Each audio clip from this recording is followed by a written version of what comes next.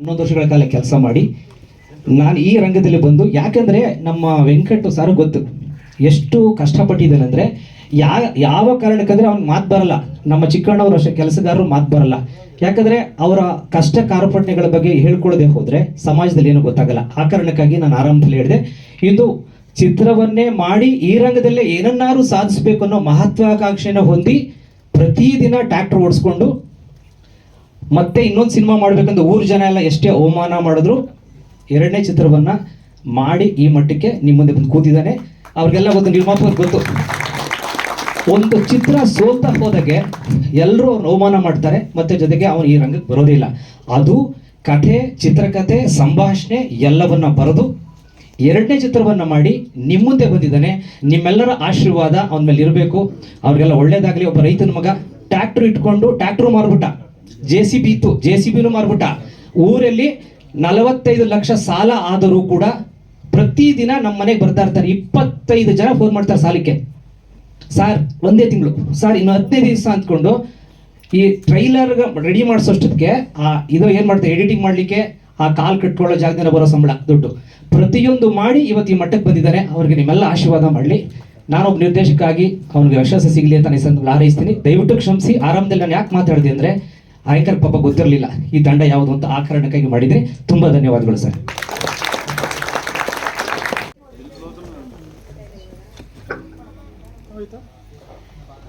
ಎಲ್ಲರಿಗೂ ಶುಭ ಸಂಜೆ.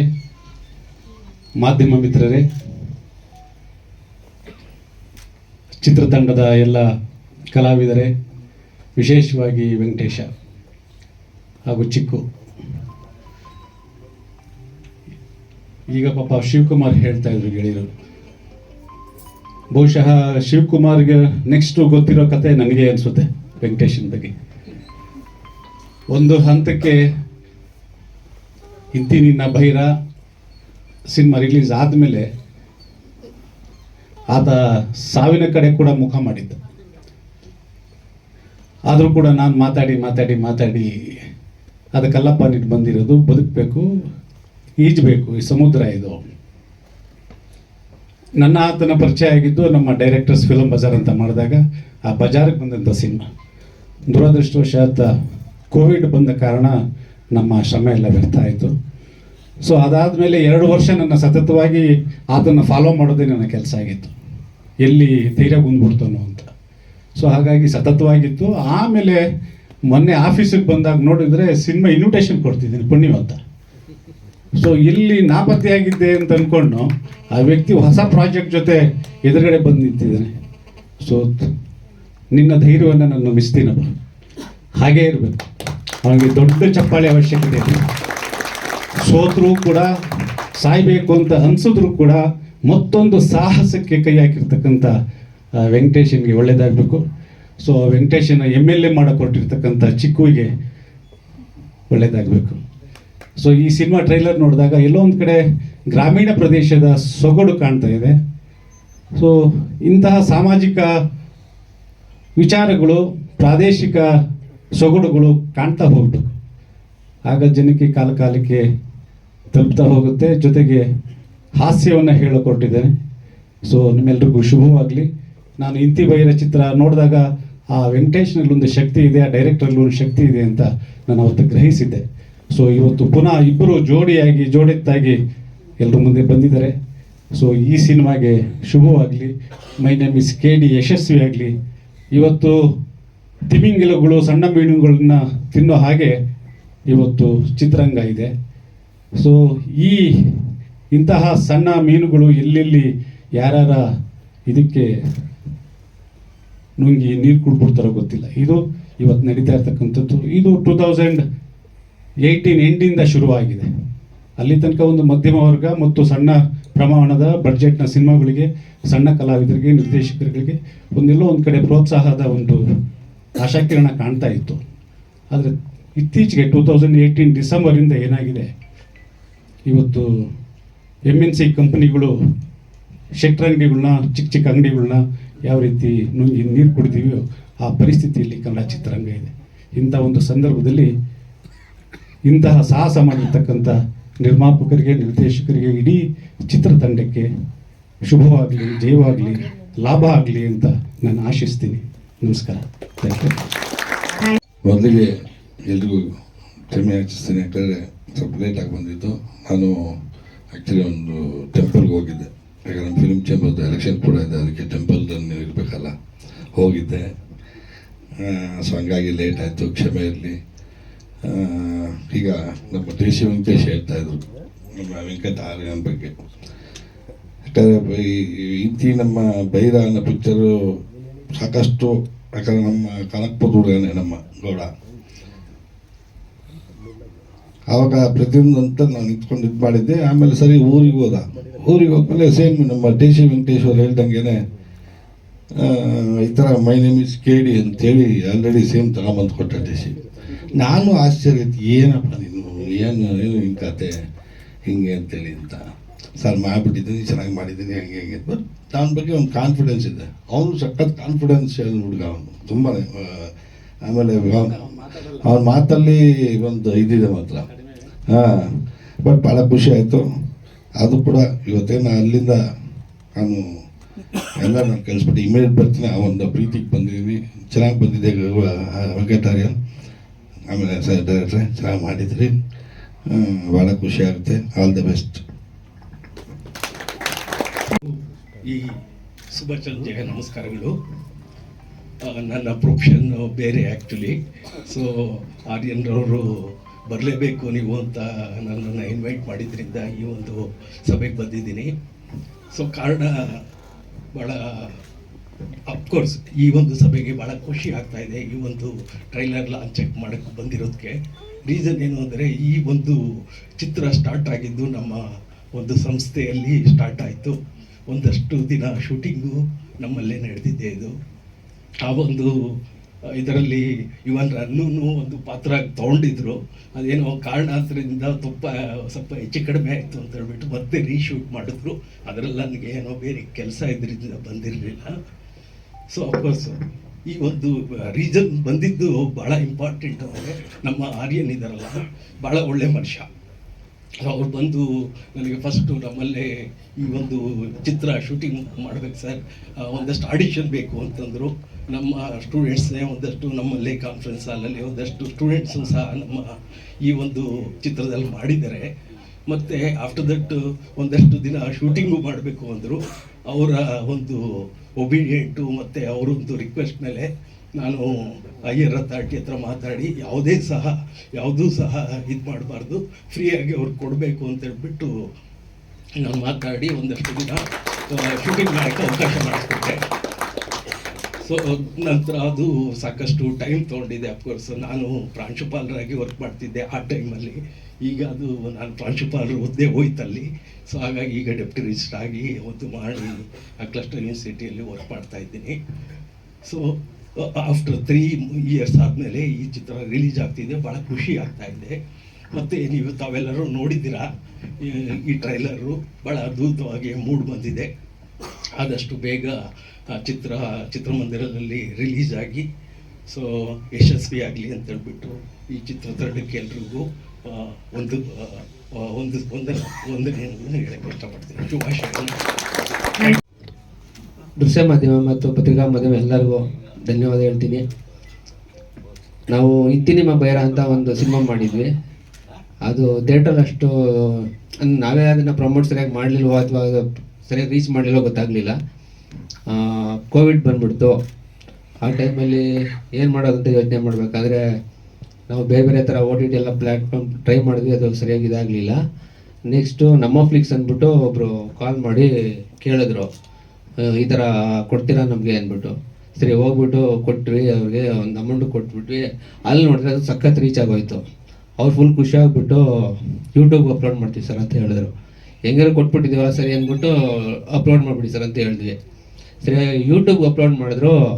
ಒಂದೇ ತಿಂಗಳಲ್ಲಿ ಒಂದು 4 ಮಿಲಿಯನ್ ಹೋಗ್ಬಿಡ್ತು. ಅದು ಹೋದ್ಮೇಲೆ ನಮ್ಗೆ ಗೊತ್ತಾಯಿತು, ಅಲ್ಲಿ ರಿವ್ಯೂಸ್ ಆಗಲಿ ಎಲ್ಲ ಆಗಲಿ ತುಂಬ ನಮಗೆ ಇನ್ನೊಂದು ಮಾಡೋಕ್ಕೊಂದು ಇದು ಕೊಟ್ಬಿಡ್ತು. ಸರಿ ಅಂದ್ಬಿಟ್ಟು ಹಂಗೆ ಇದು ಮಾಡಿ ನೆಕ್ಸ್ಟ್ ಕಟ್ ಮಾಡಿದ್ರೆ ಇವರು ಕಲರ್ಸರು ಅದನ್ನು ಪರ್ಚೇಸ್ ಮಾಡಿದ್ರು. ಅದಾದಮೇಲೆ ಫೋನ್ ಮಾಡ್ದೆ ನನಗೆ, ಈ ಥರ ಆಯಿತು ಸರ್ ಅಂತ. ಸರಿ ಅಂದ್ಬಿಟ್ಟು ಒಂದು 3-4 ಇಯರ್ಸ್ ಹಂಗೆ ಬಿಟ್ಬಿಟ್ವಿ. ಆಮೇಲೆ ತಿರ್ಗಿ ಕಾಲ್ ಮಾಡ್ದೆ ನನಗೆ ವೆಂಕಟು. ಮಾಡಿಬಿಟ್ಟು ಸರಿ ಈಗ ಒಂದು ಪ್ರಾಜೆಕ್ಟ್ ಮಾಡ್ತಾ ಇದ್ದೀನಿ, ಇನ್ನೊಂದು ಮಾಡೋಣ ಬರ್ತೀರಾ ಅಂತ ಕೇಳ್ತಾ, ಬೇಡ ಕಣೋ ಸುಮ್ಮನೆ ಏನಕ್ಕೆ ರಿಸ್ಕ್ ತಗೋಬೇಡ, ಈಗ ಬಂದಿರೋ ದುಡ್ಡು ಸಾಲಾಗಿಲ್ಲ ತೀರ್ಸ್ಕೊಂಡ್ಬಿಟ್ಟು ಅಂತ ಹೇಳಿದೆ. ಇಲ್ಲ ಮಾಡೋಣ ಸರ್ ಬನ್ನಿ ಅಂತ ಹೇಳ್ದೆ. ಸರಿ ಕತೆ ಏನು ಅಂತ ಕೇಳಿದಾಗ ಅವ್ನ ರೂಮ್ಗೆ ಕರೆದಾಗ ಹೋಗ್ಬಿಟ್ಟು ಕತೆ ಡಿಸ್ಕಷನ್ ಮಾಡಿದ್ವಿ. ಸ್ವಲ್ಪ ಅದೇ ಚೇಂಜ್ ಮಾಡ್ಕೊಂಡು ಮಾಡೋಣ ಅಂತ ಹೇಳ್ಬಿಟ್ಟು ಇಬ್ಬರು ಸೇರ್ಕೊಂಡು ಮಾಡಿದ್ವಿ. ಓಕೆ ಎಷ್ಟು ಬಜೆಟ್ ಅಂತೆಲ್ಲ ಹೇಳಿದಾಗ ಈ ಥರ ಇನ್ನೊಂದು ಕಮ್ಮಿನಲ್ಲೇ ಮಾಡೋಣ ಸರ್ ಅಂದ್ಬಿಟ್ಟು ಹೇಳ್ದ. ನಿನ್ನ ಬಜೆಟ್ ಎಲ್ಲ ಎಷ್ಟು ಕತೆ ಹೇಳಿದ್ಮೇಲೆ ಅದಕ್ಕೆ ಅವನು ಫಸ್ಟ್ ಸಿನಿಮಾದಲ್ಲಿ ಎಷ್ಟು ಈಸಿಯಾಗಿ ಮಾಡಿದೆ ಸರ್, ಅಷ್ಟು ತುಂಬ ಖುಷಿ ಆಯಿತು. ಯಾವುದೇ ಥರ ಒಂದು ಟೆಕ್ನಿಷಿಯನ್ಗಾಗಲಿ ಆರ್ಟಿಸ್ಟ್ಗೆ ಆಗಲಿ ಒಂದು ಯಾರು ಕೂಡ ಒಂದು ಬಗ್ಗೆ ಮಾತಾಡಲಿಲ್ಲ, ಪೇಮೆಂಟ್ ಆಗಲಿ ಯಾವುದೇ ಆಗಲಿ. ಅದೇ ಥರ ಇದರಲ್ಲೂ ಕೂಡ ಅದೇ ಥರ ಅವನು ಪ್ಲ್ಯಾನ್ ಮಾಡಿ ಕರೆಕ್ಟಾಗಿ ಮಾಡಿಕೊಟ್ಟ. ನನಗೂ ಈಸಿ ಆಯಿತು ಈಗ ಮಾಡೋಕ್ಕೆ. ಸೊ ಹಾಗಾಗಿ ಏನು ಅಂತ ಹೇಳಿದಾಗ ಈ ಥರ ಮೈ ನೇಮ್ ಇಸ್ KD ಅಂತ ಹೇಳಿದಾಗ ಸರಿ ಡಿಸ್ಕಷನ್ ಮಾಡಿ ಎಲ್ಲ ಆರ್ಟಿಸ್ಟ್ ಎಲ್ಲ ಸೆಲೆಕ್ಟ್ ಮಾಡಿ ಸ್ಟಾರ್ಟ್ ಮಾಡಿದ್ವಿ. ಇದು ಬಂದ್ಬಿಟ್ಟು ಕತೆ ಒಂದು ಬಡ ಕುಟುಂಬದಲ್ಲಿ ಅವ್ರ ತಾಯಿನ ಉಳಿಸ್ಕೊಳ್ಳೋಕ್ಕೋಸ್ಕರ ಅವನು ದುಡ್ಡು ಬೇಕಾಗಿರುತ್ತೆ. ಸೊ ಅವನು ಅವ್ರ ತಂದೆ ಎಲ್ಲ ಟ್ರೈ ಮಾಡ್ತಾರೆ, ಎಲ್ಲೂ ಆಗಲ್ಲ. ಅವ್ನಿಗೆ ಈಗ MLA ಅಂದರೆ ಒಂದು ಭರವಸೆಗಳು ಕೊಡ್ತಾರೆ ಹಳ್ಳಿಗಳು ಬಂದು, ನಿಮ್ಗೆ ಏನೇ ಸಹಾಯ ಬೇಕಂದ್ರೆ ನನ್ನ ಹತ್ರ ಬನ್ರಪ್ಪ ಅಂತ. ಸೊ ಆ ಹುಡುಗ ಚಿಕ್ಕ ಹುಡುಗ ಇದ್ದಾನೆ, ಏನು ಮಾಡ್ತಾನೆ ಅದನ್ನು ಕೇಳಿಸ್ಕೊಂಡ್ಬಿಡ್ತಾನೆ. ಕೇಳಿಸ್ಕೊಂಡ್ಬಿಟ್ಟು ಅವ್ರ ಮನೆಗೆ ಹೊರಟೋಗ್ತಾನೆ, ಇವು ಹೆಲ್ಪ್ ಮಾಡ್ತೀನಿ ಅಂತ ಹೇಳಿದ್ರಲ್ಲ ಅಂದ್ಬಿಟ್ಟು. ಸರಿ ಅಂದ್ಬಿಟ್ಟು ಅಲ್ಲೋ ಕೇಳ್ತಾನೆ, ಅದು ಎಲೆಕ್ಷನಲ್ಲಿ ಹೇಳಿದ್ದೆಲ್ಲ ಕೊಡೋಕ್ಕಾಗಲ್ಲ ಅಂದ್ಬಿಟ್ಟು ಅವ್ರಿಗೆ ಒದ್ದು ಕಳಿಸ್ಬಿಡ್ತಾನೆ. ಸೊ ಅಲ್ಲಿಂದ ಒಂದು ಸ್ಟಾರ್ಟ್ ಆಗುತ್ತೆ, ಇಲ್ಲ ನಾನು ಮಾಡಿದ್ರೆ ದುಡ್ಡು ಮಾಡಲೇಬೇಕು, ಆದರೆ MLA ಆಗಲೇಬೇಕು ಅಂತ ಹೋಗ್ತಾನೆ. ಸೊ ಅದೇ ಅಲ್ಲಿಂದ ಹೆಂಗೆ ಟ್ರಾವೆಲ್ ಮಾಡ್ತಾನೆ MLA ಆಗೋಕ್ಕೆ, ಅಥವಾ ಯಾವ್ಯಾವ ಥರ ಲೀಡರ್ಶಿಪ್ಪಿಂದ ಅಲ್ಲಿಗೆ ಹೋಗ್ತಾನೆ ಅನ್ನೋದೇ ಚಿತ್ರದ ಕಥೆ. ಇದು ಟೋಟಲಿ ಬಂದು ಕಾಮಿಡಿ ಕಮ್ ಡ್ರಾಮಾ. ಸೊ ಈ ಸಿನಿಮಾ ಇಷ್ಟು. KD ಅಂದರೆ ಒಂದು ಇನ್ಷಿಯಲ್ ಸರ್, ಅದೇ ಕನಕನಹಳ್ಳಿ ದಾಸೇಗೌಡನ ಮಗ ಅಂತ. ಕನಕನಹಳ್ಳಿ ದಾಸೇಗೌಡನ ಮಗ ಆರ್ಯ ಅಂತ.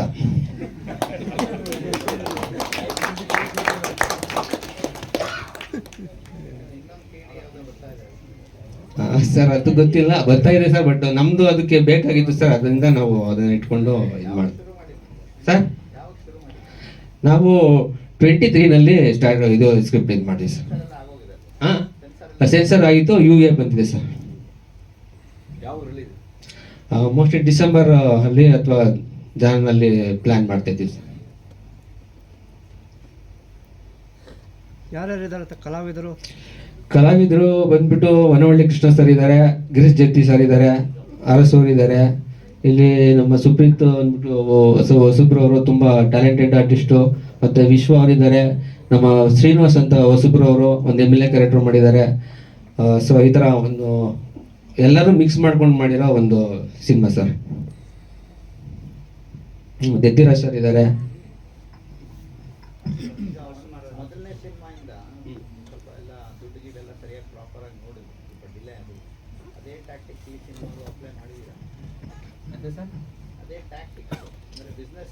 ಹಾಂ ಸರ್, ಸ್ವಲ್ಪ ಪ್ಲ್ಯಾನ್ ಮಾಡಿದ್ದೀವಿ ಸರ್. ಹಾಂ ಇಲ್ಲ, ಹೌದು ಹೇಳಿದ್ದಾರೆ. ಹೌದು ಸರ್, ಹೌದು ಸ್ವಲ್ಪ ಅದೇ ಥರ ಪ್ಲ್ಯಾನ್ ಮಾಡಿಕೊಂಡು ಮಾಡಿದ್ದು ಸರ್ ಇದು. ಸರ್ ಶೂಟಿಂಗ್ ಬಂದ್ಬಿಟ್ಟು ಕನಕಪುರ ಆಯಿತು, ಅದ್ಬಿಟ್ಟು ಇಲ್ಲಿ ಹೆಸರುಘಟ್ಟ ಆಯಿತು, ಮತ್ತು ಇಲ್ಲಿ ಆನೆಕಲ್ಲು, ಇಲ್ಲೇ ಬೆಂಗಳೂರು ಸುತ್ತಮುತ್ತ ಶೂಟಿಂಗ್ ಮಾಡಿದ್ದೀವಿ ಸರ್. 30 ಡೇಸ್ ಶೂಟಿಂಗ್ ಮಾಡಿದ್ದೀವಿ. ಹಾಂ ಸರ್, ಹಳ್ಳಿ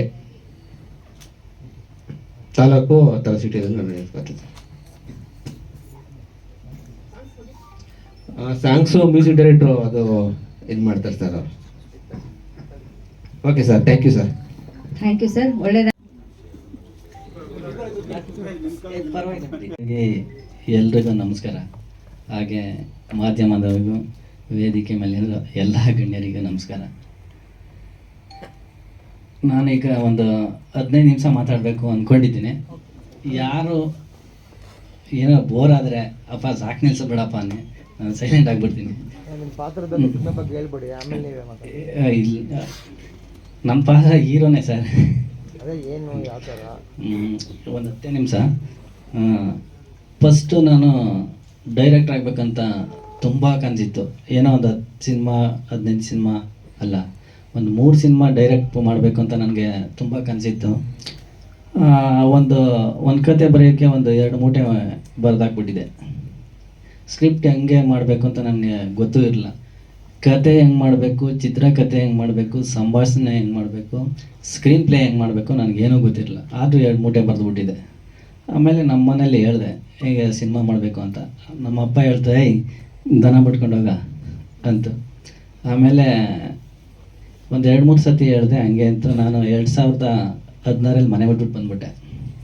ಮನೆ ಬಿಟ್ಟೆ ನನ್ನ ಫ್ರೆಂಡ್ ರೂಮ್ಗೆ ಹೊಟ್ಟಂದೆ. ಅಲ್ಲಿ ನನ್ನ ಫ್ರೆಂಡ್ ಮಾತ್ರ ನನ್ನ ರಾಜನ ಥರನೇ ನೋಡಿಕೊಂಡ. ನಾನು ಆಫೀಸ್ಗೆ ಹೋಗ್ತೀನಿ, ನಾನು ತಿಂದವೆಲ್ಲ ತೊಳಿಬೇಡ ಗುರು, ನಾನು ಬಂದೆಲ್ಲ ಮಾಡ್ಕೋತೀನಿ ಅಂತ ಹೇಳ್ದೆ. ಆಮೇಲೆ ನಾನು ಅವ್ನು ಬರೋ ಅಷ್ಟರಲ್ಲಿ ಪಾತ್ರೆ ಗೀತ್ರೆ ಎಲ್ಲ ತೊಳೆದು ಮನೆಯೆಲ್ಲ ನೀಟ್ ಮಾಡಿಬಿಡೋನೆ. ನನಗೆ 4-5 ತಿಂಗಳು ಜಗ ಅಂದ್ಬಿಟ್ಟು ಅನ್ನ ಹಾಕ್ತಾ. ಆಮೇಲೆ ಮತ್ತೆ ಕರ್ಸ್ಕೊಂಡ್ರು ನಮ್ಮ ಮನೇಲಿ. ಮತ್ತೆ ಊರವರೆಲ್ಲ ಹೇಳಿದ್ರು ನಮಗಲ್ಲ ಸಿನಿಮಾ, ನಮಗೆ ನಮ್ಮಂಥವ್ರಿಗೆಲ್ಲ ಅದು ಬೇಡ ಅಂತ ಎಲ್ಲ ಹೇಳಿದ್ರು. ಆದರೆ ನಾನು ಕೇಳಿಲ್ಲ.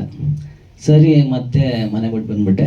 ಇನ್ನೊಬ್ಬ ಫ್ರೆಂಡ್ ಇದ್ದ, ಅವ್ರ ಮನೆಗೆ ಹೊಟ್ಟೋಗ್ಬಿಟ್ಟೆ. ಅವ್ರ ಮನೇಲಿ 4 ತಿಂಗಳಿದ್ದೆ. ಸೇಮ್ ಇದೆ, ಪಾತ್ರೆ ಗಿತ್ರೆ ಎಲ್ಲ ತೊಳ್ಕೊಳ್ಳೋದು, ಮನೆ ರೂಮೆಲ್ಲ ಕ್ಲೀನ್ ಮಾಡ್ಕೊಂಡು ಇದ್ದೆ. ಈ ಕಥೆ ಎಲ್ಲ ಬರೀಬೇಕು ಅಂದರೆ ಹೆಂಗೆ ಯಾರ ಹತ್ರ ಕೇಳೋದು ಅಂದ್ಬಿಟ್ಟು ನಾನು ಡೈರೆಕ್ಟು ಕೇಳ್ಕೊಂಡು ಎಸ್ ನಾರಾಯಣ್ ಸರ್ ಮನೆ ಕುರುಬ್ರಳ್ಳಿಲಿತ್ತು. ಅಲ್ಲಿ 20 ದಿವಸ ನಿಂತೆ ಅವ್ರ ಮನೆ ಮುಂದೆ. ಹೋಗೋದು ನಿಂತ್ಕೊಳ್ಳೋದು ಮಾಡ್ತಿದ್ದೆ. ನೂರಾರು ಜನ ಬರ್ತಾರೆ ಹೋಗ್ತಾರೆ, ಅವರೆಲ್ಲ ನಮ್ಮನ್ನೆಲ್ಲ ತಲೆ ಕೆಡಿಸ್ಕೊಳ್ಳಲ್ಲ. ಒಂದಿನ ಸಿಕ್ಕಿದ್ರು, ಕೇಳಿದೆ, ಸರ್ ನೋಡಪ್ಪ ನಾ ಹಂಗೆಲ್ಲ ಮಾಡೋಕ್ಕಾಗಲ್ಲಪ್ಪ, ಸರಿನಾ, ಸಿನಿಮಾ ಇಂಡಸ್ಟ್ರಿಗೆ ಬರಲೇಬೇಡ ಅಂತ ಒಂದೇ ಮಾತು ಹಂಗೆ ಹೇಳೋದು. ಸರಿ ಅಂದ್ಬಿಟ್ಟು ನಾನು ಇನ್ನೊಬ್ಬ ಡೈರೆಕ್ಟರ್ ತಗೋದೆ, ಅಲ್ಲೇ ಅವ್ರ ಮನೇಲಿ ಇದ್ದಂಗೆ. ಅವ್ರು ಹೇಳಿದ್ರು ನೀನು ಸಿನಿಮಾ ಮಾಡ್ತೀಯಾ, ಹಾಗಾದರೆ ಒಂದು ಯಾವ್ದಾದ್ರು ಮ್ಯಾಗ್ಝಿನಲ್ಲಿ ಒಂದು ಕತೆ ಪಬ್ಲಿಷ್ ಮಾಡಿಸು ನೋಡೋಣ ಅಂತ ಹೇಳಿದ್ರು. ಕತೆ ತಾನೇ ಅಂದ್ಬಿಟ್ಟು ನಾನು 3 ತಿಂಗಳು ಬರೆದೆ ಒಂದು ಕತೆ ಪಬ್ಲಿಷ್ ಮಾಡೋಕ್ಕೆ. ಸುಧಾ ಮ್ಯಾಗ್ಝಿನ್ನು ಆಫೀಸ್ ಬಂದು MG ರೋಡಲ್ಲಿರೋದು. ಏನು ಸೆಲೆಕ್ಟೇ ಆಗಿಲ್ಲ. ನನಗೆ ಸಖತ್ ಬೇಜಾರಾಗ್ಬಿಟ್ಟು ಅಲ್ಲಿಗೆ ಹೊಟ್ಟದ್ದೆ ಡೈರೆಕ್ಟು. ಅಲ್ಲಿ ಸುಧಾ ಮ್ಯಾಗ್ಝಿನ್ ಎಡಿಟರ್ ಬಂದು ಗುಡಿಹಳ್ಳಿ ನಾಗರಾಜ್ ಅಂತ. ಅಲ್ಲ ಸರ್, ನಾನು 3 ತಿಂಗಳಿಂದ ಕಳಿಸ್ತಿದ್ದೀನಿ, ಯಾಕೆ ನೀವು ಸೆಲೆಕ್ಟ್ ಮಾಡಲಿಲ್ಲ ನನ್ನ ಕತೆನ ಅಂತ ಕೇಳಿದೆ. ಇವನು ಇವನು ಅಂದ್ಬಿಟ್ಟು, ಹಿಂಗಿರ್ಬೇಕಪ್ಪ ಕತೆ ಅಂದರೆ ಹಿಂಗಿರಬೇಕು ಅಂತ ಹೇಳಿದ್ರು. ಸರಿ ಅಂದ್ಬಿಟ್ಟು ಪಬ್ಲಿಷ್ ಮಾಡಿಸ್ದೆ. ಆ ಡೈರೆಕ್ಟ್ರು ಸಿಗದೆ ಹೋದರು. ಕೊನೆಗೆ ನಾನು ಡೈರೆಕ್ಟ್ರು ಮೀಟ್ ಮಾಡಿದ್ದಂದರೆ ಕಾಶಿನಾಥ್ ಸರ್, ಜಯನಗರದಲ್ಲಿ ಮನೆ ಅವ್ರದ್ದು.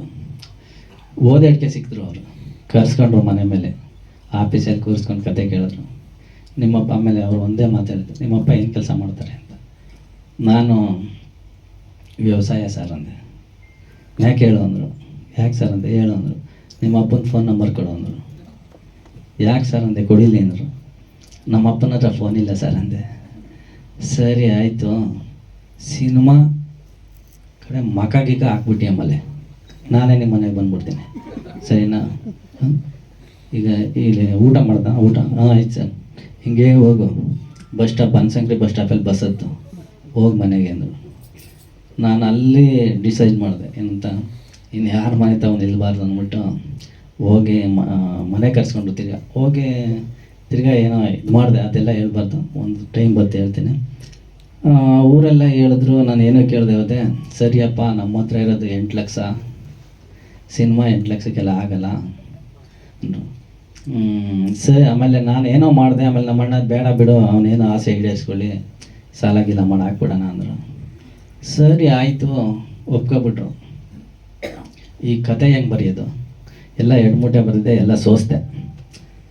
ನೀಟಾಗಿ ಬರ್ಕೊಂಡೆ.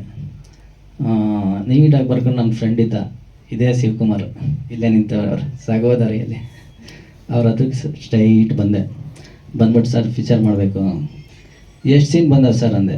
ಒಂದು ಸಿನಿಮಾಗೆ ಎಷ್ಟು ಸೀನ್ ಬರ್ತವೆ ಸರ್ ಅಂದೆ. ಅವರು ಸಿನಿಮಾ ಅಂದರೆ ಏನಂತ ತಿಳ್ಕೊಂಡಿದ್ದೀನಿ, ಶಾರ್ಟ್ ಡಿವೈಡ್ ಮಾಡಬೇಕು, ಸ್ಕ್ರೀನ್ ಪ್ಲೇ ಮಾಡಬೇಕು, ಅದು ಇದು 250 ಸೀನ್ ಬರ್ತವೆ ಅಂದರು. ನನಗೆ ತಲೆ ಕೆಟ್ಟೋಗ್ಬಿಡ್ತು. ಹೋಗಿ ಮನೆಗೆ ಅಲ್ಲ ಗುರು, 50 ಸೀನ್ ಬರೆಯೋದಕ್ಕೆ 2 ಮೂಟೆ ಬರೆದಿದ್ದೀನಿ, 250 ಸೀನು 5 ಸಿನಿಮಾ ಆಯ್ತವ ಅದು ಅಂದ್ಬಿಟ್ಟು ಹೋಗಿ ಮನೆಗೊಂಡೆ. ಸರಿ ಆಯಿತು ಅಂದ್ಬಿಟ್ಟು ನನಗೆ ಯಾವಾಗೇನೋ ಓಡಲ್ಲ 250 ಸೀನ್ ನಮ್ಮ ಕೈಲಿ ಅದು ಸರ್ ಬಗ್ಗೆ ಹೇಳಿ ಸಾಕು. ಇಲ್ಲ ಬಂದು ದಾರಿ ಬಂದು ಹೇಳ್ಬಿಡ್ತೀನಿ. ಬೇಡ ಹೇಳ್ರಿ, ನಾವು ಇಲ್ಲ ಒಂದೇ ಒಂದು ನಿಮಿಷ ಸರ್. ರೆಕಾರ್ಡ್ ಯಾರು ಮಾಡಕ್ಕಲ್ಲ ಅಷ್ಟೊಂದು. ಅಲ್ಲ ಒಂದು ನಿಮಿಷ ಹೇಳ್ಬಿಡ್ತೀನಿ ಎಲ್ಲ ಅಷ್ಟೇ. ಯಾಕೆ ಬೇಕು ಅದೆಲ್ಲ ನಿಮ್ಮ ಕತೆ. ಇಲ್ಲ ಸಿನಿಮಾ ಬಗ್ಗೆ ಹೇಳಿ ಸಾಕು. ಆಮೇಲೆ ಸರಿ ಅಂದ್ಬಿಟ್ಟು ಸರಿ ಓಕೆ ಬಂದ ತಿರ್ಗಿ ನಾನು ಸಿನಿಮಾ ನೋಡ್ಕೊಂಡು ಬಂದೆ. ಅಲ್ಲ ಯಾಕಂದರೆ ನಾನು ಯಾರ ಹತ್ರನೂ ಕಲೀಲಿಲ್ಲ. ಕತೆ, ಚಿತ್ರಕಥೆ, ಸಂಭಾಷಣೆ ಬರೆಯೋದು ಯಾರ ಹತ್ರನೂ ಕಲೀಲಿಲ್ಲ ಸರ್. ಅದಕ್ಕೆ ಹೇಳ್ಕೊ ಬರ್ತಾ ಇದ್ದೀನಿ. ಗೊತ್ತಾಯ್ತು, ನೋಡಿದ ತಕ್ಷಣ ನೀವು ಕಲ್ತಿಲ್ಲ ಅಂತ ಗೊತ್ತಾಯ್ತು. ಸಿನಿಮಾ ನೋಡಿದ ತಕ್ಷಣ ಎಲ್ಲ ಎಲ್ಲ ಎಲ್ಲರೂ ನಿದ್ದೆ ಬರ್ತೀನಿ ಕತೆ ಹೇಳ್ತಾ ಇದ್ದಾರೆ. ಓಕೆ ಓಕೆ ಸರ್ ಆಯಿತು. ಆಮೇಲೆ ಬಂದು ಥ್ಯಾಂಕ್ ಯು. ಇದು ತಗೊಳ್ಳಿ ಸರ್ ನಿಮ್ಮ ಪಾತ್ರದ ಬಗ್ಗೆ ಹೇಳಿ. ಸಿನಿಮಾ ಹೆಂಗ್ ಮಾಡಿದ್ರೆ, ಸಿನಿಮಾದ ಬಗ್ಗೆ ನೀವು ಆಕ್ಟಿಂಗ್ ಕಲ್ತಿದ್ದು ಅದನ್ನ ಹೇಳಿ. ಎಲ್ಲ ಬೇಡ ಹೇಳ್ಬೇಡಿ, ಪಾಸಿಟಿವ್ ಆಗಿ ಹೇಳಿ. ಸರಿ ಆಯಿತು. ಸಿನಿಮಾ ಶೂಟಿಂಗ್ ಬಂದು ಸ್ವಲ್ಪ ನಾನು ಹೊಲ ಒಳಗೆ ಹೋಗೋಣ. ಆ ದುಡ್ಡು ಮತ್ತು ಸ್ವಲ್ಪ ಟಿ ವಿ ರೇಟ್ಸು, ಸಬ್ಸಿಡಿ ಎಲ್ಲ ಬಂದಿದೆ. ಅದು ತಗೊಂಡು ಬಂದೆ. ಅದು ತಗೊಂಡು ಬಂದ್ಬಿಟ್ಟು ಸಿನಿಮಾ ಇನ್ನೂ ಸ್ವಲ್ಪ ಯಾರೋ ದುಡ್ಡು ಕೊಡ್ತೀನಿ ಅಂದಿದ್ರು. ಅದು ಸಿನಿಮಾ ಸ್ಟಾರ್ಟ್ ಆಯಿತು. ಸ್ವಲ್ಪ ಅವರು ಹಿಂದೆ ಹೆಜ್ಜೆ ಇಟ್ಟರು. ಸರಿ ಅಂದ್ಬಿಟ್ಟು ಅವರು ಕಥೆ ಬಗ್ಗೆ, ಸಿನಿಮಾ ಕಥೆ ಬಗ್ಗೆ ಕೇಳ್ತಾವ್ರೆ. ನೀನು ಮೊದಲು ಸಿನಿಮಾ ಮಾಡಿದ್ದೆ, ನಿಮ್ಮ ಆ ಕಥೆಗೂ ಈ ಕಥೆಗೂ ಯಾವ ರೀತಿ ಆಗ್ರಿ, ಎಲ್ಲ ಶೂಟ್ ಮಾಡ್ರಿ, ಆ ಅನುಭವಗಳು ಹೇಳು. ಓಕೆ. ಕತೆ ಹೇಳಬೇಕು ಅಂದರೆ ಒಬ್ಬ ಹಳ್ಳಿ ಹುಡುಗ, ಅವ್ರ ತಾಯಿಗೆ ಹುಷಾರಿರಲ್ಲ, ತೀರೋಗ್ಬಿಡ್ತಾರೆ. ಯಾರೂ ಸಪೋರ್ಟ್ ಮಾಡಿಲ್ಲ. ಬಟ್ ದುಡ್ಡೇನೇ ಮುಖ್ಯ ಈ ದುನಿಯಾದಲ್ಲಿ ಅಂದ್ಬಿಟ್ಟು ಅವನು ದುಡ್ಡು ಹೆಂಗೆ ಮಾಡೋದು ಅಂತ ಯೋಚನೆ ಮಾಡ್ತಾನೆ. ಯಾಕಂದರೆ ದುಡ್ಡಿಲ್ಲ ಅಂದರೆ ಯಾರಿಗೂ ಬೆಲೆ ಕೊಡಲ್ಲ ಅಂದ್ಬಿಟ್ಟು ದುಡ್ಡು ಸಂಪಾದನೆ ಮಾಡೋ ದಾರಿ ನೋಡ್ತಾನೆ. ಇದು ಕತೆ. ಆ ದಾರಿಯಲ್ಲಿ ಪಾಸಿಟಿವ್ ನೆಗೆಟಿವ್ ಹೋಗ್ತೀವಿ. ಪಾಸಿಟಿವ್ ಅದೇ ಯಾವ ರೀತಿ ಸಿನಿಮಾ ನೋಡ್ಬೇಕು ಸರ್. ಎಲ್ಲ ಇಲ್ಲೇ ನೋಡ್ಬಿಟ್ಟು ಏನು ಕೇಳ್ತಾ ಇರೋದು ಅವರು. ನೀವು ಬಿಡಿ ಮುಂದೆ ಕೇಳಿ, ಬಿಡಿ ಕತೆ ಬೇಡ, ಮುಂದೆ ಕೇಳಿ. ಅವ್ರು ಏನು ಸಾಧನೆ ಮಾಡಿಲ್ಲ ಅಂದರೆ ಇಲ್ಲ. ಒಂದು ನಿಮಿಷ ಸರ್, ಒಂದು ನಿಮಿಷ. ಯಾಕಂದರೆ ಸಾಧನೆ ಮಾಡಬೇಕು. ಇಲ್ಲಿ ಒಂದು ನಿಮಿಷ, ಒಂದು ನಿಮಿಷ ಸರ್. ಯಾಕಂದರೆ ನೂರಾರು ಪ್ರಶ್ನೆ ಕೇಳ್ತಾರೆ. ಅದೇ ಒಂದು ಮೆಟ್ಲದ ಮೇಲೆ ಸುಮ್ಮನೆ ನಾವು ಆ 1 ಅವರ್ ಮಾತಾಡಿದ್ರೆ ಸುಮ್ಮನೆ ಕೇಳ್ಕೊಂಡಿರ್ತಾರೆ. ಸಾಧನೆ ಮಾಡಿಲ್ಲ, ನಿದ್ದೆ ಬರ್ತಿದ್ದು ನೋಡಿಯಪ್ಪ ನಿನ್ನ ಮುಂದಕ್ಕೆ ಅಂತಾರೆ. ಅದಕ್ಕೆ ಯಾವತ್ತೂ ಅಷ್ಟೇ ಛಲ ಬಿಡಬಾರ್ದು. ನನಗೆ ಯಾವತ್ತೂ ದೇವ್ರು ಎಷ್ಟೇ ಕಷ್ಟ ಕೊಟ್ಟಿದ್ರು ಕೈ ಬಿಟ್ಟಿಲ್ಲ. ಯಾಕಂದರೆ ನಾನು ವಿಕ್ಟೋರಿಯಾ ಹಾಸ್ಪಿಟ್ಲಲ್ಲಿ 2 ವರ್ಷ ಕಸ ಹೊಡೆದಿದ್ದೀನಿ. ಸಿನಿಮಾ ಆದಮೇಲೆ ಎರಡನೇ ಸಿನಿಮಾಗೆ ವಿಕ್ಟೋರಿಯಾ ಹಾಸ್ಪಿಟ್ಲಲ್ಲಿ ಕೆಲಸಕ್ಕೆ ಸೇರ್ಕೊಂಡು 2 ವರ್ಷ ಕಸ ಹೊಡೆದೆ. ಹೆಂಗೆ ಅಂದರೆ ನನಗೆ ಸಿನಿಮಾ ಎಲ್ಲ ಶೂಟಿಂಗ್ ಮುಗೀತು, ದುಡ್ಡಿರಲಿಲ್ಲ. ಏನು ಮಾಡೋದು, ಮನೆಗೆ ಹೋದ್ರೆ ಅಂತ ಸಿನಿಮಾ ಕಂಪ್ಲೀಟ್ ಮಾಡೋಕ್ಕಾಗಲ್ಲ ಅಂದ್ಕೊಂಡಿದ್ದೆ. ನನ್ನ ಹತ್ರ 212 ರೂಪಾಯಿ ಉಳಿದಿತ್ತು. 11 ರೂಪಾಯಿ ಮೊಸರು ಪ್ಯಾಕೆಟು 1/4 ಲೀಟ್ರು ತಗೊಂಡು 1 ರೂಪಾಯಿ ಕೊಟ್ಟಿದ್ದ.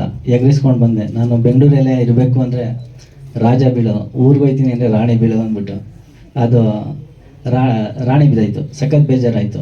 ಮತ್ತು ಇನ್ನೊಂದು ಅಷ್ಟು ದೂರ ಬಂದು ಎಗರಿಸ್ದೆ, ರಾಜನೇ ಬೀಳ್ತದ್ದು. ಇನ್ನೊಂದು ಸ್ವಲ್ಪ ಬಂದೆ, ಅಷ್ಟೊತ್ತಿಗೆ ಒಂದು ದೊಡ್ಡ ಮನೆ. ಅವ್ರು ಬಂದ್ಬಿಟ್ಟೆ ಬಾ, ಅವರು ನನ್ನ ಸಿನಿಮಾ ನೋಡಿದರು, ಸಿಗ್ತಾಯಿದ್ರು. ಬಾ, ಏನು ಗುರು ನೀನು ಇಲ್ಲಿ ಹೋಗ್ತದೀಯಾ, ಯಾಕೆ ಇಲ್ಲೇ ಓಡಾಡಿ ಟೈಮ್ ವೇಸ್ಟ್ ಮಾಡ್ತೀಯಾ, ಕೆಲ್ಸಕ್ಕೆ ಹೋಗಿ ವಿಕ್ಟೋರಿಯಾ ಹಾಸ್ಪಿಟಲ್ ಹೇಳ್ತೀನಿ ಅಂದರು. ಏನು ಕೆಲಸ ಅಂದೆ. ಅವ್ರಿಗೆ ಗೊತ್ತಿಲ್ಲ, ಹೋಗಿ ಕೇಳು ಅಂದರು. ಸರಿ, ನಾನು ವಿಕ್ಟೋರಿಯಾ ಹಾಸ್ಪಿಟ್ಲಿಗೆ ಹೋದೆ. ನಮ್ಮ ಓನರ್ ಬಂದರು. ನೋಡಪ್ಪ, ನಾವು ಸೋಷಿಯಲ್ ಸರ್ವಿಸ್ ಮಾಡ್ತಾ ಇರೋದು, ಸಂಬಳ ಜಾಸ್ತಿ ಕೊಡೋಲ್ಲ ಅಂತ. ನನಗೆ ಬೇಕಾಗಿರೋದು ಊಟಕ್ಕೆ ಅಷ್ಟೇ, ಎಷ್ಟಾರ ಕೊಡಿ ಸರ್ ಸಂಬಳನ ಅಂದೆ.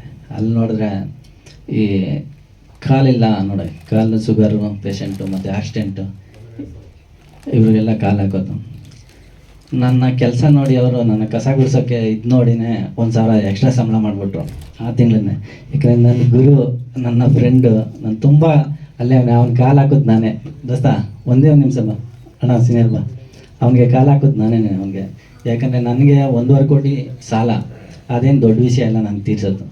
ಬಟ್ ಜನ ಎಷ್ಟು ಕಷ್ಟ ಅಂದರೆ 2 ಕಾಲಿಲ್ಲ, 2 ಕೈ ಇಲ್ಲ, ಆ ಕಾಲು ನಾನೇ ಹಾಕ್ತೆ. ಹೆಂಗೆ ನಡೀತಾರೆ ಅಂದರೆ ಅವರು ನಿಜಕ್ಕೂ ಎಷ್ಟು ಖುಷಿ ಪಡ್ತೀರಾ ನೀವು ಗೊತ್ತಿಲ್ಲ. ಒಂದು ಬಾ ಹಾಂ ಓಕೆ ಓಕೆ ಆ ಕೆಲಸ ಎಲ್ಲ ಮಾಡ್ಕೊಂಡು ಮತ್ತೆ ಬೀಡ ಹಾಕಕ್ಕೆ ಹೋಗಾನೆ. ಬೀಡ ಐಸ್ ಕ್ರೀಮು ಅದರಲ್ಲಿ 47,000 ಸಂಪಾದನೆ ಮಾಡಿದ್ದೆ ನಾನು. ಬೀಡ ಐಸ್ ಕ್ರೀಮ್ ಹಾಕಿ ಈ ಪ್ರೋಗ್ರಾಮ್ ನಡೆಸ್ತಾ ಇದ್ದೀನಲ್ಲ, ಆ ಬೀಡ ಐಸ್ ಕ್ರೀಮ್ ಹಾಕೋ ದುಡ್ಡಲ್ಲೇ ನಾನು ಇದು ಪ್ರೋಗ್ರಾಮ್ ಮಾಡಿಸ್ತಾ ಇದ್ದೆ ನೈಟ್.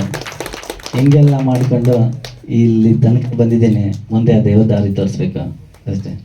ಆಮೇಲೆ ನಮ್ಮ MLA ಇವರು ಶ್ರೀನಿವಾಸ ನನಗೆ ತುಂಬ ಒಂದು ಹೆಲ್ಪ್ ಮಾಡಿದ್ರು, ಲಕ್ಷಾಂತರ ರೂಪಾಯಿ ನನಗೆ ಕೊಟ್ಟರು. ಕೊನೆಗೆ ಅವ್ರು ನನ್ನ ಹತ್ರ ಮುನ್ಸ್ಕೊಬಿಟ್ರು, ಏನು ಗುರು ಎಡಿಟಿಂಗ್ಗೆ 1.5 ವರ್ಷ ಮಾಡಿಸ್ತೀಯ, ಯಾವ ಕೆಲಸ ಮಾಡ್ತೀಯ ನೀನು, ನಾನು ಹಂಗೆ ಮಾಡ್ತೀನಿ ಹಿಂಗೆ ಮಾಡ್ತೀನಿ ಅಂತಿದ್ರು. ನೆಕ್ಸ್ಟ್ ಸಿನಿಮಾ ಬರೆದಿದ್ದೀನಿ, ದ ಕಿಂಗ್ ಆಫ್ ಫಾರ್ಮರ್ ಅಂತ, 5 ಕೋಟಿ ಇಲ್ಲಿ ಮಾಡ್ತಾಯಿದ್ದೀನಿ, ಬರ್ಕೊಂಡಿದ್ದೀನಿ. ಇಲ್ಲ ನಾನು ಸುಳ್ಳುಗಳು ಹೇಳಲ್ಲ, 5 ಕೋಟಿ budget, the king of farmer. ಅದಾದಮೇಲೆ ವಿಕ್ಟೋರಿಯಾ ಹಾಸ್ಪಿಟ್ಲಲ್ಲೇ ಕತೆ ಬರೆದೆ, ನ್ಯಾಷನಲ್ ಕ್ರಸ್ ಅಂದ್ಬಿಟ್ಟು 8 ಕೋಟಿಲಿ ಮಾಡ್ತಾಯಿದ್ದೀನಿ. ಅವ್ರೇನಾರ ನನಗೆ ದುಡ್ಡು ಕೊಡಲಿಲ್ಲ ಅಂತದ್ದು ಏನೋ ಪಾಪ. ಸರ್ ದಯವಿಟ್ಟು ಬೇಜಾರು ಮಾಡ್ಕೊಬಿಡಿ ಶ್ರೀನಿವಾಸ್ ಸರ್, ನಾನು ಜೈಲಿಗೆ ಹಾಕಿಸ್ತೀನಿ ಇಲ್ಲ ರೌಡಿಗಳು ಬಂದು ಹೊಡಿಸ್ತೀನಿ ಅಂತ ಇದ್ರು. ಐಮ್ ಸಾರಿ, ದಯವಿಟ್ಟು ಬೇಜಾರು ಮಾಡ್ಕೊಡಿ. ಐಮ್ ಸಾರಿ ರೌಡಿ ಸರ್, ಭಾನುವಾರ ನನಗೂ ರಜಾ ನಿಮಗೂ ರಜಾ ಬೇಕಾದ್ರೆ ಬಂದು ಹೊಡೀರಿ, ನಾನೇನು ಬೇಜಾರು ಮಾಡ್ಕೊಳ್ಳಲ್ಲ, ನೀವೇ ಯಾಕಂದರೆ ರೌಡಿಗಳಿಗೂ ಕಾಸು ಕೊಡಬೇಕು, ಎಣ್ಣೆಗೂ ಕಾಸು ಕೊಡಬೇಕು. ಇಲ್ಲ I'm sorry, I'm sorry sir, ದಯವಿಟ್ಟು ಬೇಜಾರು ಮಾಡ್ಕೊಳ್ಳಿ. ಓಕೆ ಸರ್, ಇಲ್ಲ ದಯವಿಟ್ಟು ಬೇಜಾರು ಸರ್, ದಯವಿಟ್ಟು. ಎಲ್ರಿಗೂ ನಮಸ್ಕಾರ. ನಾನು ಫಸ್ಟು ಥ್ಯಾಂಕ್ಸ್ ಹೇಳಬೇಕು ಚಿಕ್ಕು ಸರ್ಗೆ ಮತ್ತು ವೆಂಕಟೇಶ್ ಸರ್ಗೆ ಮತ್ತು ನಮ್ಮ ಕ್ಯಾಮ್ರಾಮ್ಯಾನ್ ಪಾಂಡೆ ಸರ್ ಅವ್ರಿಗೆ. ಯಾಕಂದರೆ ಅವರು ನನಗೆ ಈ ಥರ ದೊಡ್ಡ ಆಪರ್ಚುನಿಟಿ ಮಾಡಿಕೊಟ್ಟಿದ್ದಾರೆ.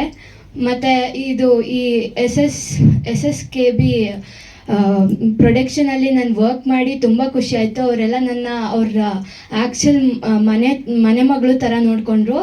ತುಂಬ ಖುಷಿ ಆಯಿತು. ಎಲ್ಲರೂ ಟ್ರೈಲರ್ ನೋಡಿದ್ದೀರಾ ಅಂದ್ಕೊತೀನಿ.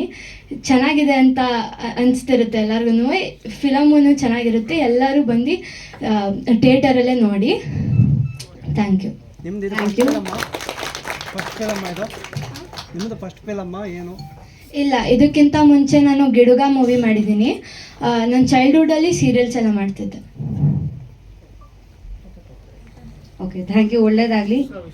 ಶ್ರೀನಿವಾಸ್ ಸರ್. ಕಷ್ಟಗಳು ಎಲ್ಲರಿಗೂ ಇರ್ತದೆ, ಎಲ್ಲರಿಗೂ ಇಲ್ಲಿರೋರಿಗೆಲ್ಲರಿಗೂ ಇರುತ್ತೆ ಕಷ್ಟ. ಅದು ಮುಖ್ಯ ಅಲ್ಲ, ನೀವೇನು ಸಾಧನೆ ಮಾಡಿದ್ದೀರ ಅನ್ನೋದು ಮುಖ್ಯ ಅಲ್ವಾ, ಅದು ಮುಖ್ಯ.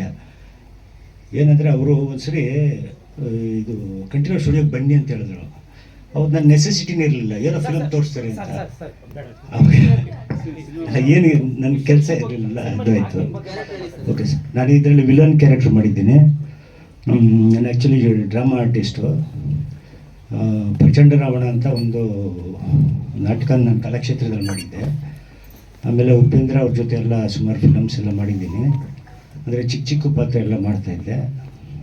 ನಮಗೂ ಏನೋ ಆ ದೇವ್ರ ಭಗವಂತ ಸ್ವಲ್ಪ ಇನ್ನೂ ಕಂಡುಬಿಡಲಿಲ್ಲ. ಇದರಲ್ಲೇನೋ ಅವರು ಒಂದು ಇದರಿಂದ ಡೈರೆಕ್ಟ್ರ್ ಇದ್ದಾರಲ್ಲ ಚಿಕ್ಕವರು, ಅವರು ನನಗೆ ಕರೆದು ಅವಕಾಶ ಕೊಟ್ಟರು. ಆಮೇಲೆ ಅವರು ವೆಂಕಟು ಅಷ್ಟೇ ಮಾಡಿ ಇದನ್ನು ಅಂತಂದ್ಬಿಟ್ಟು ಅವರು ಒಂದು ಸಹಕಾರ ಕೊಟ್ಟು ಎಲ್ಲ ಒಂದು ಇದರಲ್ಲಿ ಮಾಡಿದ್ದೀನಿ. ಒಂದು ಸಣ್ಣ ಡೈಲಾಗ್ ಹೇಳ್ಬೇಕಾರೆ ಹೇಳ್ತಾರೆ. ನಮಸ್ಕಾರ ಎಲ್ಲ ಮಾಧ್ಯಮದವ್ರಿಗೂ ಮತ್ತು ಎಲ್ಲ ನನ್ನ ಫ್ರೆಂಡ್ಸು, ಫ್ಯಾಮಿಲಿ ಮತ್ತು ಯಾರು ಕಲಾವಿದರು ಮತ್ತು ದೊಡ್ಡವರು ಯಾರಿದ್ದಾರೆ ಎಲ್ರಿಗೂ ನಮಸ್ಕಾರ. ನನ್ನ ಹೆಸರು ಡುಮಾ ವಿಶ್ವಾಸ್. ನಾನು ಇದರಲ್ಲಿ ವಿಲನ್ ಫ್ರೆಂಡಾಗಿ ಮಾಡಿದ್ದೀನಿ. ಒಬ್ಬ ಕಾಮಿಡಿ ಅಂದರೆ ಯಾವಾಗಲೂ ಹೀರೋ ಫ್ರೆಂಡಾಗಿ ಇರಬೇಕಂತೇನಿಲ್ಲ. ಈ ಸಿನಿಮಾ ಸ್ವಲ್ಪ ಡಿಫ್ರೆಂಟಾಗಿ ಒಳ್ಳೆ ಕಾಮಿಡಿ ಪಾತ್ರದಲ್ಲಿ ಅಲ್ಲೊಂದು ಮಜಾ ಮಾಡಿಕೊಂಡು ಒಂದು ಪಂಚಸ್ ಕೊಟ್ಕೊಂಡು ತುಂಬ ಅದ್ಭುತವಾಗಿ ತುಂಬ ಚೆನ್ನಾಗಿ ಬಂದಿದೆ. ಒಂದಷ್ಟು ದಿನಗಳ ಕಾಲ ಮಜವಾಗಿ ಮಾಡಿದ್ದೀವಿ. ಆ್ಯಂಡ್ ಈ ಚಾನ್ಸ್ ಕೊಟ್ಟರಿಗಿರೋ ತುಂಬ ಥ್ಯಾಂಕ್ಸ್. ಸ್ವಲ್ಪ ಜಾಸ್ತಿ ಮಾತಾಯಿತು ಅನಿಸುತ್ತೆ. Thank you. ನಮಸ್ಕಾರ. ಈ ಒಂದು ಚಿತ್ರದಲ್ಲಿ ನಾನು ಖಳನಾಯಕ ಪಾತ್ರ ಮಾಡಿದ್ರೆ ವಿಲನ್ನು. ಸೊ ಒಂದು 3 years ಬ್ಯಾಕ್ ಈ ಸಿನಿಮಾ ಸ್ಟಾರ್ಟ್ ಆಗಿದ್ದು. ಸೊ ಆ ಟೈಮಲ್ಲಿ ನಮಗೆ ಸಿನಿಮಾ ಹೊಸ್ತು. ಆ ಟೈಮಲ್ಲಿ ನಮ್ಮ ಚಿಕ್ಕು ಸರ್ ಕರೆದು ಚಾನ್ಸ್ ಕೊಟ್ಟರು, ಅವ್ರಿಗೆ thank you so much. Cinema ಚೆನ್ನಾಗಿ ಮೂಡಿ ಬಂದಿದೆ, ಯಾಕಂದರೆ ನಮ್ಮ ರೈಟ್ರಿಗೆ ಅಂದರೆ ಹೀರೋಗೆ ಒಳ್ಳೆ ರೈಟಿಂಗ್ ಸ್ಕಿಲ್ ಇದೆ. ಡೈಲಾಗ್ಸ್ ಎಲ್ಲ ನಾವು ನೋಡಿದ್ದೀವಲ್ಲ, ಸೊ ಒಳ್ಳೊಳ್ಳೆ ಡೈಲಾಗ್ಸ್ ಇದೆ, ಒಳ್ಳೆ ಎಂಟರ್ಟೈನ್ಮೆಂಟ್ ಇದೆ ಖಂಡಿತ. ಮತ್ತು ಒಂದು ಮೆಸೇಜ್ ಇದೆ, ತಾಯಿಗೆ ಎಷ್ಟು ಬೆಲೆ ಕೊಡಬೇಕು, ದುಡ್ಡಿದ್ರೆ ಮಾತ್ರ ಈ ಪ್ರಪಂಚದಲ್ಲಿ ಬದುಕೋಕ್ಕಾಗೋದು ಅನ್ನೋದೊಂದು ತೋರಿಸ್ಕೊಟ್ಟಿದ್ದಾರೆ. ಸೊ ಸಿನಿಮಾಗೆ ಒಳ್ಳೇದಾಗಲಿ, ತುಂಬ ಕಷ್ಟಪಟ್ಟು ಮಾಡಿದ್ದಾರೆ. ಸೊ ರಿಟರ್ನ್ ಸಿಗಲಿ, ಒಂದು ಹಿಟ್ ಸಿಗಲಿ ಅಂತ ನಾನು ಕೇಳ್ಬೋದು. ಶೇರ್ ಮಾಡಿ, ಯಾವ ಜಾನರಲ್ಲಿದೆ ಸಾಂಗ್? ಮೊದಲನೇದಾಗಿ ವೇದಿಕೆಯಲ್ಲಿರೋ ಎಲ್ರಿಗೂ ನಮಸ್ಕಾರ. ಮಾಧ್ಯಮ ಮಿತ್ರರಿಗೆಲ್ರಿಗೂ ನಮಸ್ಕಾರ. ಸೊ ನಾನು ತುಂಬ ವರ್ಷದಿಂದ ಮ್ಯೂಸಿಕ್ ಮಾಡ್ಕೊಂಡು ಬಂದಿದ್ದೀನಿ. ಸೊ ನೀವೆಲ್ಲರೂ ತುಂಬ ಸಪೋರ್ಟ್ ಮಾಡಿದ್ದೀರ. ಓಕೆ, ಈಗ ಸ್ವಲ್ಪ ಎಲ್ಲ ಮಾತುಗಳು ಎಲ್ಲ ಆಯಿತು. ಸೊ ಒಂದೇನಂತ ಅಂದರೆ, ಒಂದು ಸಣ್ಣ ವಿಷಯ. ಸುಮಾರು 2 ಕೋಟಿ 3 ಕೋಟಿ ಅಥವಾ 4-5 ಕೋಟಿ ಹಾಕಿ ಮಾಡಿದ್ರು ಎಷ್ಟೊಂದು ಜನಕ್ಕೆ ಆ್ಯಕ್ಚುಲಾಗಿ ಅದನ್ನು ರೀಚ್ ಮಾಡೋಕ್ಕೆ ಇವತ್ತು ಇಂಡಸ್ಟ್ರಿಯಲ್ಲಿ ಎಷ್ಟೊಂದು ಜನಕ್ಕೆ ಬರಲ್ಲ, ಆಯಿತಾ. ಅದರಲ್ಲಿ ನಾನು ಕೂಡ ಎಷ್ಟೊಂದು ನೋಡಿದ್ದೀನಿ ಆಗಿದೆ. ಅಂಥದ್ರಲ್ಲಿ ಓಕೆ ಇವರೆಲ್ಲ ಸ್ವಲ್ಪ ನಿಜ ನಮಗೂ ಒಂದು ಸ್ವಲ್ಪ ಬಿಗಿನಿಂಗಲ್ಲಿ ನೀವು ಒಂದು 2 ನಿಮಿಷಕ್ಕೆ ಇಷ್ಟೊಂದೆಲ್ಲ ಅನ್ನಿಸ್ತು ಅಂದ್ರೆ ನಾವು ಇಡೀ ಫಿಲಮ್ ಕೆಲಸ ಮಾಡಿದ್ದೀವಿ ಇವ್ರ ಜೊತೆ. ಅಂದರೆ ಪಾಸಿಟಿವ್ ಆಗಿ ಹೇಳ್ತಾ ನಾನು ಹೇಳಿದ್ದೀನಿ ಸರ್ ನೀವು ಮಾತಾಡೋದು ನಮ್ಗೆ ಯಾಕೋ ಒಂಥರ ಅನ್ನಿಸ್ತಿದೆಯಲ್ಲ ಇದೇನು ಅಂತ. ಆಮೇಲೆ ಅವ್ರ ನೇಚರ್ ಇರೋದೇ ಹಂಗೆ, ತುಂಬ ಒಳ್ಳೆ ಮನುಷ್ಯ ಆ್ಯಂಡ್ ಡೈರೆಕ್ಟ್ರು ಕೂಡ ಇಲ್ಲ ಅಂದರು. ಸೊ ತುಂಬ ಚೆನ್ನಾಗಿ ಮಾಡಿದ್ದೀವಿ. 4 ಸಾಂಗ್ಸ್ ಇದೆ.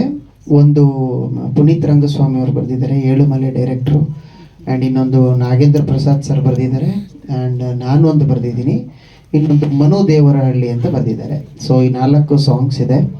ಸೊ ಸಾಂಗ್ಸ್ ರಿಲೀಸ್ ಆದಮೇಲೆ ಕೇಳಿ. ಸೊ ಕೇಡಿ ಚಿಕ್ಕ ಕೇಡಿ ಆದರೂ ಒಂದೇ, ದೊಡ್ಡ ಕೇಡಿ ಆದರೂ ಒಂದೇ, ಕೇಡಿ ಯಾವತ್ತಿದ್ರು ಕೇಡಿನೇ ಅಂತ ಹೇಳೋಕ್ಕೆ ಇಷ್ಟಪಡ್ತೀನಿ. ಸೊ ಚೆನ್ನಾಗಿದೆ ಫಿಲಮ್ಮು. ಕಂಪ್ಲೀಟಾಗಿ ಸ್ಟೋರಿ ಕೇಳಿದಾಗ ಓ ಇಂಥವರು ಇಂಥ ಸಾಧನೆ ಮಾಡ್ಬೋದಾ ಅಂತ. ಆ್ಯಕ್ಚುಲಾಗಿ ಸಿನಿಮಾ ಅಂತಲೇ ಅಲ್ಲ, ನಿಜವಾಗ್ಲೂ ಲೈಫಲ್ಲೂ ಸುಮಾರು ಜನ ಕೇಡಿಗಳೇ ಆಗಿದ್ದಾರೆ, ಹೇಳೋಕ್ಕವಲ್ಲ. ಸೊ ಆ ಥರ ಇರೋದ್ರಿಂದ ಮೋಸ್ಟ್ಲಿ ಸ್ವಲ್ಪ ಹತ್ರನೇ ಇದೆ ಸ್ಟೋರಿ ಮತ್ತು ಇದೆಲ್ಲ. ನನ್ನ ಕೆಲಸನೂ ನೀಟಾಗಿ ಮಾಡಿದ್ದೀನಿ. ಸೊ ನೀವೆಲ್ಲ ಸಾಂಗ್ಸ್ ಕೇಳಿ. ಕಮರ್ಷಿಯಲಾಗೇ ಬಂದಿದೆ ಸಾಂಗ್ಸು, ಪ್ರತಿಯೊಂದಕ್ಕೂ ಪಾಪ ಎಲ್ಲ ಪ್ರಾವಿಷನ್ ಮಾಡಿಕೊಟ್ಟಿದ್ದಾರೆ. ಸೊ ಬಂದಮೇಲೆ ನೀವೆಲ್ಲ ಕೇಳಿ. Thank you. Thank you. ನೋಡೋಕ್ಕೂ ತುಂಬ ಇನ್ನೋಸೆಂಟ್. ವೆಂಕಟೇಶು ಫ್ರೆಂಡ್ ಅಂದರೆ ಅವ್ರ ಊರಲ್ಲಿ ನಾವು ಜಮೀನು ತಗೊಂಡಿದ್ವಿ. ನಾವು ಅವರು ಹೋದರೆ ಒಟ್ಟಿಗೆ ಮಲಗೋದು, ಒಂದೇ ಕಡೆ ಇರ್ತಾಯಿದ್ವಿ. ಅವ್ರ ತಂದೆ ಅವ್ರ ಇಡೀ ಫ್ಯಾಮ್ಲಿ ಎಲ್ಲ ಪರಿಚಯ ನಮಗೆ. ಹೀಗಾಗಿ ತುಂಬ ಒಳ್ಳೆ ಮನುಷ್ಯ ವೆಂಕಟೇಶ್. ದೇವರು ಒಳ್ಳೇದು ಮಾಡಲಿ. ಕಷ್ಟ ಬಿದ್ದು ಮಾಡ್ತಾಯಿದ್ದಾರೆ, ಒಳ್ಳೇದು ಮಾಡಿ. Thank you sir, thank you so much.